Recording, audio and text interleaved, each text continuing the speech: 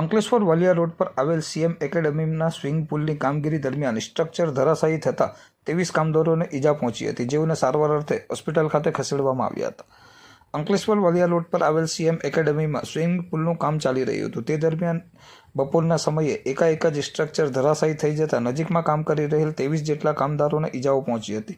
Structure ધરાશાયી થઈ જતાં દોડધામ મચી જવા પામી હતી. એક બાદ એક એમ્બ્યુલન્સ મારફતે તમામ ઈજાગ્રસ્તોને અંકલેશ્વરની જયાબેન મોદી હોસ્પિટલ સારવાર અર્થે ખસેડવામાં આવ્યા હતા, જ્યાં 3 કામદારોને ગંભીર ઈજાઓ પહોંચી હોવાનું જાણવા મળ્યું હતું. બનાવની જાણ થતાની સાથે જ પોલીસ કાફલો અને મામલતદારની ટીમ હાલ ઘટના સ્થળે પહોંચી હતી અને બનાવની તપાસ શરૂ કરી હતી. ભરૂચ કલેક્ટર તુષાર સુમેરા પણ ઘટના સ્થળે દોડી આવ્યા હતા. તેઓએ ઘટના સ્થળ અને હોસ્પિટલની મુલાકાત લીધી હતી. કલેક્ટર તુષાર સુમેરાએ મીડિયા સાથે વાત કરતા જણાવ્યું હતું કે આ ઘટનામાં કુલ 23 જેટલા કામદારોને ઈજા પહોંચી છે. હવે કોઈ કામદાર સ્ટ્રક્ચરની નીચે દબાયેલો નથી. બનાવની તપાસ કરવામાં આવી રહી છે.